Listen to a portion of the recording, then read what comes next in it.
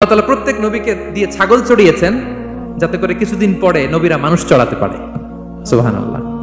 আল্লাহ বুঝাতে চাইলেন এখন ছাগল চড়াও, এদের উপর যদি কন্ট্রোল নিতে পারো তাহলে মানব জাতির উপর কন্ট্রোল নিতে পারবে। আল্লাহু আকবার।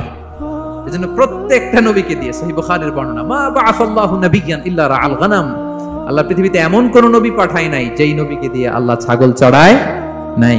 তো বিষ্ণু সাল্লাল্লাহু আলাইহি ওয়াসাল্লাম ছাগল চড়িয়েছেন, অত্যন্ত সুঠামদেহী ছিলেন, কর্মঠ ছিলেন। তার মানে বিষ্ণু সাল্লাল্লাহু আলাইহি ওয়াসাল্লামও পরিশ্রম করে উপার্জন করেছেন, ঠিক কিনা?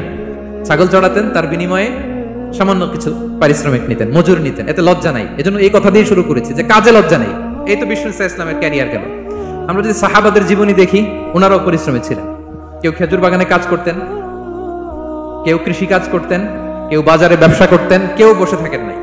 হাড় ভাঙা পরিশ্রম করেছেন প্রত্যেকটা সাহাবা। তারা আমাদের মডেল, তারা আমাদের সুপারহিরো, তারা আমাদের আইকন, ঠিক কিনা? নবীরা আমাদের মডেল, সাহাবারা আমাদের মডেল। বিষ্ণু সাল্লাল্লাহু আলাইহি ওয়াসাল্লাম কর্মঠ ছিলেন, ওনার সাহাবারা অত্যন্ত কর্মঠ ছিল। কেউ বসে থাকতেন না, পরিশ্রম করতেন, হাড় ভাঙা পরিশ্রম করতেন, উপার্জন করতেন। তারা আমাদের জন্য প্রেরণার বাতিঘর। অনেক সাহাবাদের বায়োগ্রাফি থেকে আপনাদেরকে ঘটনা শেয়ার করা যাবে। আমি একজন সাহাবার জীবনী শোনাবো আপনাদেরকে। আব্দুর রহমান ইবনে আউফ রাদিয়াল্লাহু তাআলা আনহু। 10 জন জান্নাতের, দুনিয়াতে বসে যে 10 জন সাহাবা জান্নাতের সুসংবাদ পেয়েছেন তাদের মধ্যে একজন, আলহামদুলিল্লাহ বলেন। আব্দুর রহমান ইবনে আউফ রাদিয়াল্লাহু তাআলা আনহু প্রথম 8 জন মক্কায় যারা কালিমা পড়ে মুসলমান হয়েছে তাদের একজন।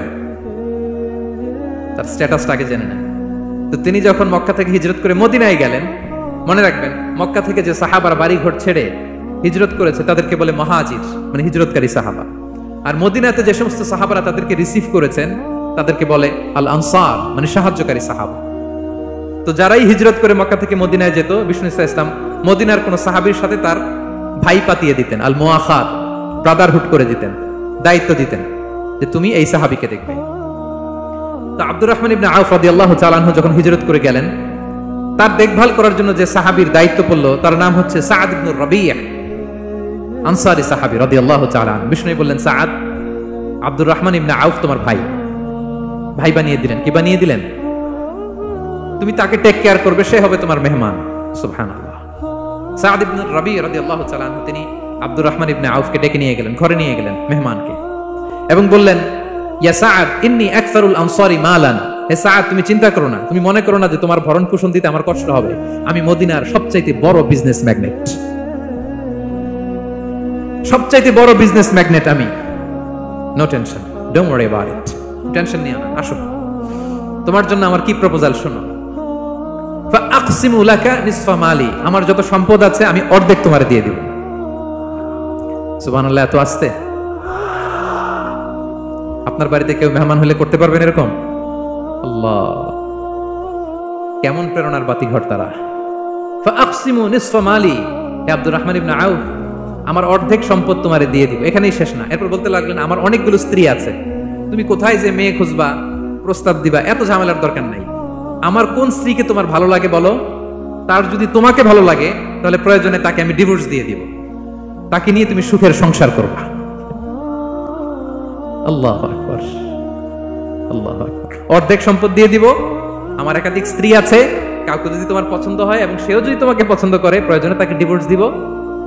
New life, new career, just go on. আমরা এই সুযোগ পেলে কি করতাম? সাথে সাথে অর্ধেক সম্পদ নিয়ে নিতাম, ঠিক কিনা? আব্দুর রহমান ইবনে আউফ প্রেরণার বাতিঘর। উনি কি করলেন? উনি বললেন, লা হাজাতা লি ফি যালিক, আমার ভাই তুমি যে বলছো, এ সাআদ ইবনে রাবি, তুমি যে এত চমৎকার প্রপোজাল দিয়েছো, এতেই আমি খুশি, তোমার কোনো কিছুর আমার দরকার নাই। বারাকাল্লাহু লাকা ফি আহলিকা ওয়া মালিক, আল্লাহ তোমার সম্পদেও বরকত দেখ, আল্লাহ তোমার পরিবারেও বরকত দেখ। তবে একটা কষ্ট করতে হবে, সেটা কি? আব্দুর রহমান ইবনে আউফ বললেন, দুল্লানি ইলা সুক, just show me the way to market. মদিনার বাজারটা কোথায় এটা একটু দেখায় দাও।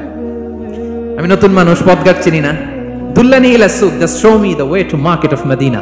মদিনার বাজারটা কোন রাস্তা একটু দেখায় দাও।